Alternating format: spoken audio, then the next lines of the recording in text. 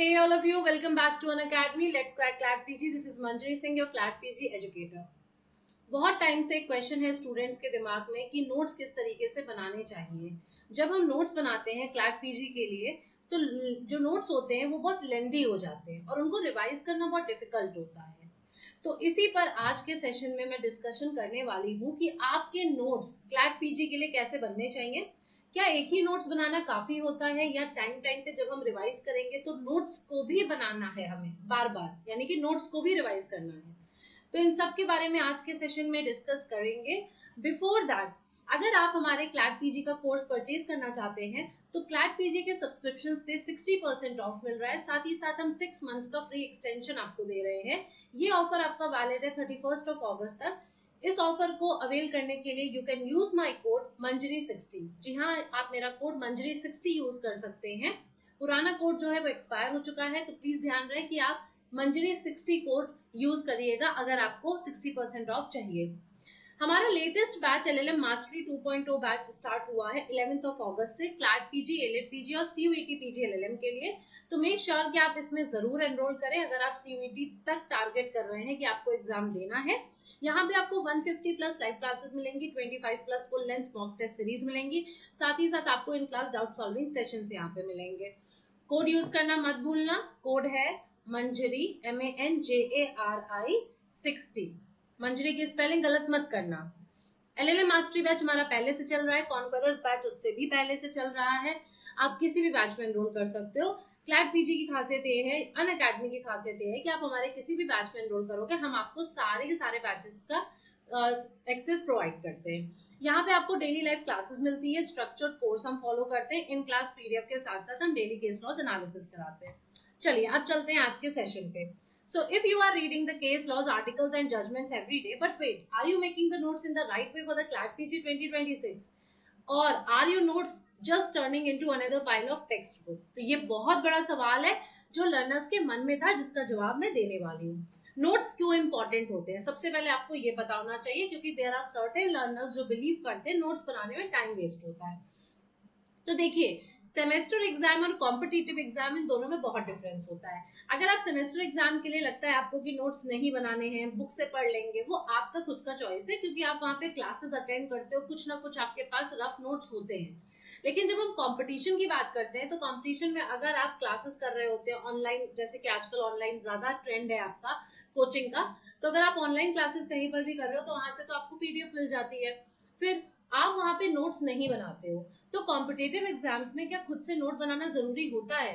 मेरा कहना है कि जी हाँ, होता है। और सिर्फ नोट्स बनाना काफी नहीं है, गुड नोट्स बनाना बहुत जरूरी होता है। क्यों? क्योंकि उससे क्या होता है कि बहुत जल्दी हम रिकॉल कर पाते हैं, उसमें बहुत ही क्लैरिटी होती है और उससे हमें कॉन्फिडेंस आता है। कॉन्फिडेंस मैम क्यों? कॉन्फिडेंस तो जितने ज्यादा नोट्स होंगे उससे ज्यादा कॉन्फिडेंस आएगा? नहीं, नोट्स जितने आपके ब्रीफ होते हैं उतना ज्यादा कॉन्फिडेंस होता है, क्योंकि घबराहट नहीं होती है देख के। जितना डिटेल रखोगे बार बार उतना रिवाइज करना पड़ेगा, बार बार एक प्रेशर लोगे कि अभी इस पूरे नोट्स को रिवाइज करने के लिए मुझे कम से कम इतना टाइम चाहिए, और वो टाइम जब आपके पास नहीं होता है तो आप परेशान हो जाते हो। तो रिकॉल करने के लिए गुड नोट्स बहुत जरूरी है, क्लैरिटी के लिए गुड नोट्स बहुत जरूरी है। अब इसके लिए आपको करना क्या है? तो सबसे पहले तो देखिए, CLAT PG 2026 देने जा रहे हो तो केस लॉज तो इम्पोर्टेंट है। तो अब केस लॉज के नोट्स कैसे बनाने हैं, वो सबसे बड़ा टास्क है लर्नर्स के लिए। केस लॉज के जो नोट्स बनाने हैं उसको आपको समरी फॉर्म में बनाना है। आपसे कोई नहीं कह रहा है कि आप जज साहब खुद को समझ लीजिए और वहां पे आप बैठ के पूरा पूरा जजमेंट लिखिए, नहीं, आपको लिखनी है समरी। समरी भी बहुत ही समराइज वे में लिखनी है, ये भी एक कला है, ठीक है। So you need not write the full judgments, आपको अपनी समरी में इंक्लूड करना है सबसे पहले केस का नाम, is very important. Make sure कि आपको पता रहे कि कौन है पेटिशनर और कौन है respondent. On the other hand आपको ईयर पता होना चाहिए, क्योंकि ये भी आपको हेल्प करेगा आइडेंटिफाई करने में कि आप जिस केस के बारे में सोच रहे हो क्या पेपर में वही केस पूछा गया है। देन इशू आपको पता होना चाहिए, क्योंकि इशू से भी आप आइडेंटिफाई कर पाओगे कि आपसे कौन सा पैसेज पूछ रहे हैं, कौन सा केस पूछ रहे हैं। देन यहाँ पे लीगल प्रिंसिपल इज इम्पोर्टेंट, कि जजमेंट में जो भी आया है उसके पीछे का रेशियो क्या है, और फिर आउटकम क्या है। आउटकम को 1 से 2 लाइन में लिखिए, जिसको आउटकम को मैं कहूंगी final judgment, final order, final decree, whatever it is, आप उसको लिख सकते हो। और उसके पीछे का लेकिन ratio is more important. Judgment अपनी जगह इंपॉर्टेंट है, लेकिन जजमेंट हर केस में इंपॉर्टेंट नहीं हो जाता है। क्रिमिनल लॉ में कोई कन्विक्ट हुआ है, कोई एक्विट हुआ है, इससे क्या करना है किसी को, इंपॉर्टेंट है प्रिंसिपल, क्या प्रिंसिपल लेट डाउन किया गया। तो मेक श्योर कि कोई भी सब्जेक्ट अगर आप क्लैट पीजी का पढ़ रहे हो, आपको रेशियो जरूर अच्छे से ध्यान से पढ़ना है। ये नहीं है कि उसको जबरदस्ती 2 लाइन में लिख लेंगे, अगर 5-6 लाइन तक जा रहा है, कुछ पॉइंट्स तक जा रहा है, पॉइंटर्स में लिखिएगा, ज्यादा बेटर होगा, लेकिन आपको रेशियो को अच्छे से कवर करना है। अब आती है बात टॉपिक वाइज स्ट्रक्चरिंग की। हम लोग क्या करते हैं, क्रिमिनल लॉ, कॉन्स्टिट्यूशन, मतलब हमारे पास एक कॉपी है, हम सुबह बैठ के क्रिमिनल लॉ की क्लास कर रहे थे, हमने उसके नोट्स लिख लिए। फिर उसके बाद अगली क्लास हमारी टॉर्ट्स की थी, हमने क्या करा, हमने उसी में आगे टॉर्ट्स के नोट्स लिखने चालू कर दिए। फिर हमारी शाम को कॉन्स्टिट्यूशन की क्लास हो रही है, हम उसमें लिख रहे हैं। तो इससे क्या होता है ना, जब आपको कुछ रिवाइज करना होगा, जब आपको कोई पॉइंट चेक करना होगा, जैसे मान लीजिए आप क्वेश्चन प्रैक्टिस कर रहे हो और आपको किसी पॉइंट पे लगा यार ये तो मैंने अपनी कॉपी में लिखा है, मैं अब भी इसका आंसर चेक करता हूँ कि ये गलत कैसे है, आप ढूंढ ही नहीं पाओगे। आप ढूंढ ही नहीं पाओगे, जब तक ढूंढोगे तब तक आप बहुत टाइम वेस्ट कर चुके होंगे। तो topic wise structuring is very important. अपने नोट्स को अरेंज करिए सब्जेक्ट और थीम के हिसाब से। अगर आपको लगता है कॉपी वाइज कर सकते हो, अलग अलग कॉपी रखो, या आप डिवीजन कर सकते हो, एक कॉपी में डिवीजन कर लो, एटलीस्ट एक कॉपी में 2 सब्जेक्ट रख लो। और वो भी नहीं बनता आपसे तो प्लीज A4 शीट्स का इस्तेमाल करिए, अलग अलग फोल्डर्स बना दीजिए, बट रखिए अलग अलग, कि कम से कम कॉन्स्टिट्यूशन में कोई डाउट है तो कॉन्स्टिट्यूशन के नोट्स उठा के उसको देखोगे, यहाँ पे ये नहीं होगा कि फिर क्रिमिनल लॉ में सर खपा रहे हो। तो अपने नोट्स को अरेंज करना इज वेरी इंपॉर्टेंट, इससे आप बहुत ही अच्छे से नेविगेट कर पाएंगे रिवीजन के टाइम भी, और अगर आपको कोई डाउट है तो भी, दोनों चीज में वो हेल्प करेगा। Paragraph, keywords over the paragraph, मैं हमेशा अपने लर्नर्स को ये बात कहती हूँ कि पैराग्राफ्स अवॉइड करो, कहानी लिखना अवॉइड करो। अगर कहानी लिख रहे हो तो कहानी अपनी बनाओ कीवर्ड्स के फॉर्म में, लेकिन अब ये नहीं है कि जहां से पढ़ रहे हो डिट्टो उसी को छाप दिया है नोट्स में। भाई आप ना फोटो कॉपी नहीं लिख रहे हो बुक की, फर्स्ट ऑफ ऑल आपको उसको शॉर्ट करना है। तो नोट्स हमेशा आपके बुलेट पॉइंट्स में होने चाहिए, नोट्स हमेशा लाइन डायग्राम में होने चाहिए, नोट्स आपके फ्लो चार्ट्स में होने चाहिए, जैसे भी आपको समझ में आए, डायग्राम एंड एक्सेट्रा यूज करके। But flow chart, sorry, essays में नहीं हो सकता। It can't be in essays, it can't be in paragraphs, right. Abbreviations का इस्तेमाल करिए, कीवर्ड्स हाईलाइट करिए, साइड नोट्स लगाइए ट्रिकी कॉन्सेप्ट्स के लिए, वहां पर आप स्टिकी नोट्स का इस्तेमाल कर सकते हैं, हाइलाइटर्स यूज करिए। बहुत अलग अलग टेक्निक्स होती हैं जिसको आपको यूज करना पड़ेगा। थोड़ा सा आपको अगर लग रहा है कि ये सब करने में मेरा टाइम वेस्ट हो रहा है, तो बिलीव मी ये करने में टाइम वेस्ट नहीं होगा, बिकॉज जो टॉपिक आप पढ़ रहे हो, जो टॉपिक पे आप लिख रहे हो, इतना सजावट कर रहे हो, आप उसमें इन्वेस्ट कर रहे हो, तो वो टॉपिक डेफिनेटली आपको याद रहने वाला है अगर आपने उस पर इतना इन्वेस्ट किया है तो।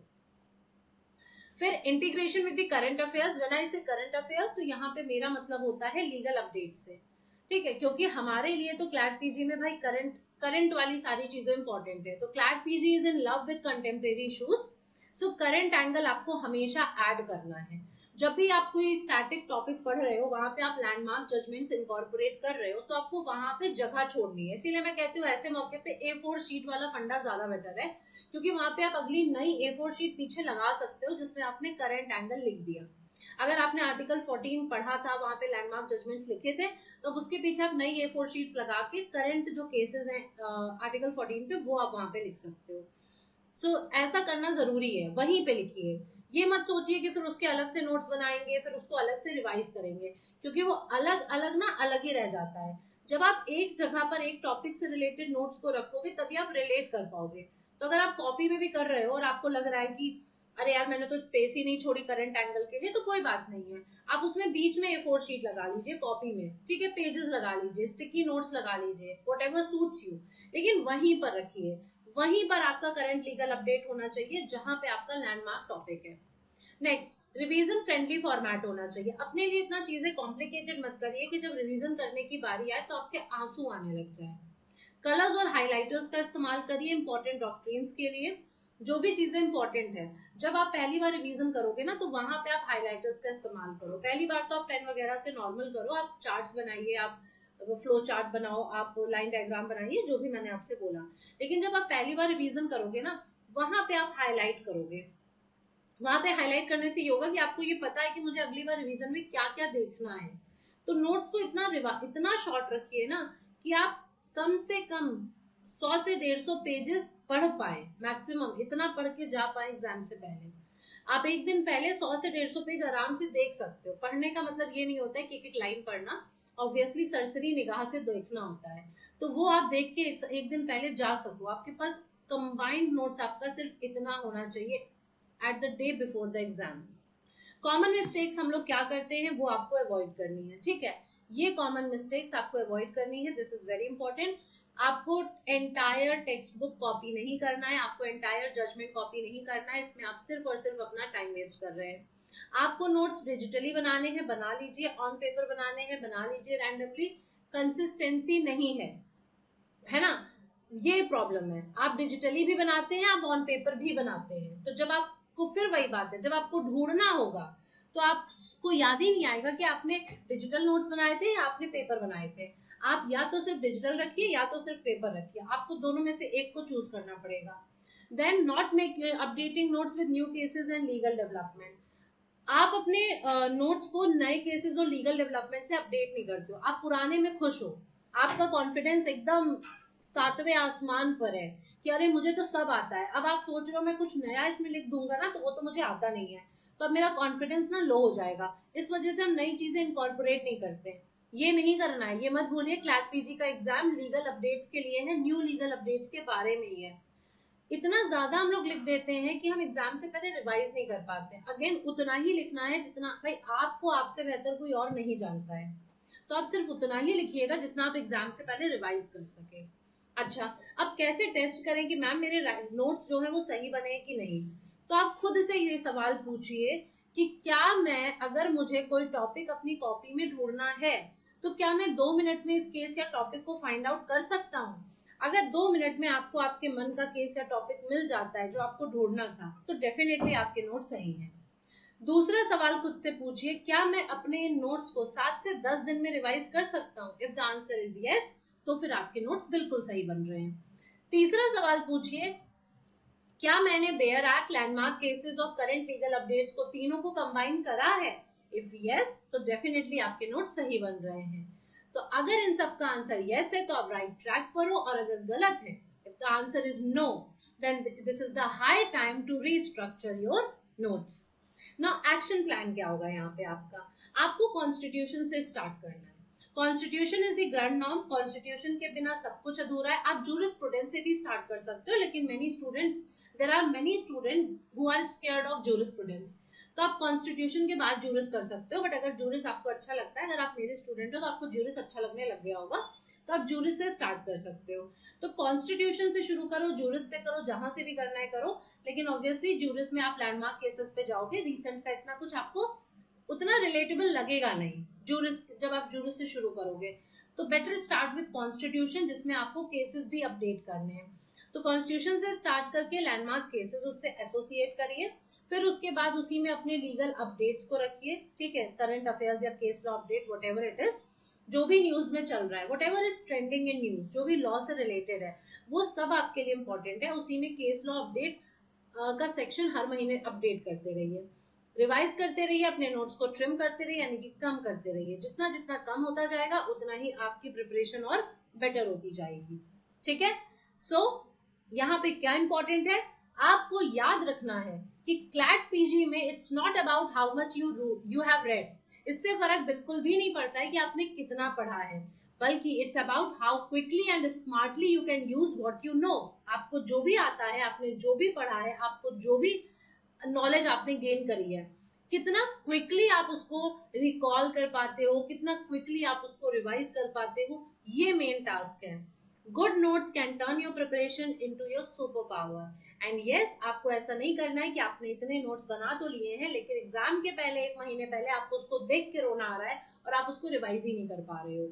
तो मेक श्योर कि आप इतने नोट्स बनाएं, आप ऐसे इतने नोट्स मतलब नहीं बनाएं, आप ऐसे नोट्स बनाएं जिनको देख के आपको अच्छा फील हो, आपको कॉन्फिडेंस आए, आपको लगे कि बताओ मैंने पढ़ा तो इतना सारा था और मैंने इसको इतने में कर दिया, ये तो बहुत बड़ी मेरी खुद की सुपर पावर है ना, ये तो मेरे अंदर एक नया टैलेंट आ गया कि मैं इतना कुछ कुछ पढ़ के समझ के मैं इसको इतने शॉर्ट में डिस्क्राइब कर सकती हूँ या कर सकता हूँ।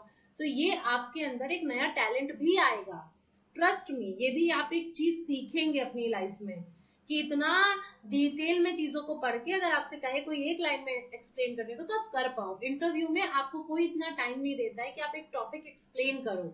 अगर आपसे कोई पूछेगा वन वर्ड में कि ये कॉन्सेप्ट क्या होता है, तो आपको उतना ही ब्रीफ बताना है जितना उसको सेटिस्फाई करे। ब्रीफ के साथ साथ सेटिस्फैक्टरी होना चाहिए आंसर आपका। तो वो ये सब करके आपको पता चलेगा कि यही वो तरीका होता है जिससे हम ऐसा कर पाते हैं। तो मेक श्योर फर्स्ट क्वेश्चन का आंसर है कि क्या नोट्स बनाने जरूरी हैं। जी हाँ, डेफिनेटली बनाइए। 3 महीने का टाइम है, अभी भी टाइम है। रिवीजन के लिए नोट्स बनाने हैं, नोट्स के लिए नोट्स नहीं बनाने हैं कि हाँ नोट्स बना के रख देना है। रिवीजन करने के लिए नोट्स बनाना है। तो नोट्स बनाते चलिए। बिलीव मी, जब हम कुछ लिख लिख के पढ़ते हैं तो हमें याद होता है। हमारे पेरेंट्स ने हमेशा कहा है और ये गलत नहीं कहा है, जब हम पढ़ते भी हैं, बोल बोल के पढ़ते हैं, साथ में हम लिखते भी रहते हैं, तो हमें चीजें ज्यादा याद होती हैं। और जब हम उसी को रिवाइज करते हैं तो हमें और अच्छे से याद होता चला जाता है। ओके, सो अगर आपने मेरी स्पेशल लाइव क्लासेस नहीं अटेंड करी हैं अनअकैडमी के प्लेटफॉर्म पे, तो मैं आपको बता दूं कि ये क्लासेस बिल्कुल फ्री हैं। आप इन क्लासेस को अटेंड कर सकते हो। अगर आप क्लैट पीजी का सब्सक्रिप्शन लेने में इंटरेस्टेड हो और आप उसके पहले कुछ ट्रायल क्लासेस देखना चाहते हो, तो उसके लिए भी आप इन क्लासेस को यहाँ पे देख सकते हो, जो आपके लिए काफी हेल्पफुल होगी। जो आप अगर कोई भी आप एलएलएम एग्जाम्स की तैयारी कर रहे हैं तो डेफिनेटली यहाँ पे इस प्लेटफॉर्म पे जरूर आइए। दूसरा, टेलीग्राम चैनल अगर ज्वाइन नहीं किया है तो वो ज्वाइन कर लीजिए। यहाँ पे आपको सारी अपडेट्स मिलती हैं regarding YouTube live sessions and also special free classes. और यहाँ पर आपको यूट्यूब लाइव सेशंस की फ्री पीडीएफ भी मिल जाएगी जो मैं लाइव सेशंस में पढ़ाती हूँ। तो पीडीएफ जरूर, आपने जजमेंट सीरीज जरूर देखी होगी, तो जजमेंट सीरीज अगर आप फॉलो नहीं कर पा रहे हैं, पहली बार आप इसके बारे में सुन रहे हैं, तो चैनल पर जाइए। ठीक है, चैनल पे आप ऑलरेडी ये वीडियो देख रहे हो, लेकिन एक बार फिर भी जाइएगा चैनल पे, अच्छे से होम पेज पे जाइए, वहां पे सब्सक्राइब करिए, नोटिफिकेशन ऑन करिए। जब जब लाइव सेशन जजमेंट्स का आएगा तो आपको पता चल जाएगा। बहुत ही ब्रीफ में अच्छे से सारे फैक्ट्स को कवर करते हुए मैं जजमेंट्स को वहां पे कवर कराती हूँ और फ्री पीडीएफ आपको टेलीग्राम चैनल पे प्रोवाइड करती हूँ। So that's it for today. I hope ये सेशन आपके लिए यूजफुल रहेगा। और भी बहुत सारी स्ट्रेटजीज लेके आऊंगी, स्ट्रेटेजिक वीडियोस लेके आऊंगी आपके क्लैट पीजी 2026 के लिए। तो मेक श्योर आप उनको मिस ना करें, जिसके लिए आपको चैनल सब्सक्राइब करना पड़ेगा और नोटिफिकेशन ऑन करना पड़ेगा। आपका कोई भी फ्रेंड अगर क्लैट पीजी की प्रिपरेशन कर रहा है तो उसके साथ शेयर करना मत भूलना। पसंद आया होगा वीडियो, लाइक जरूर करना। Bye bye, take care, thank you so much.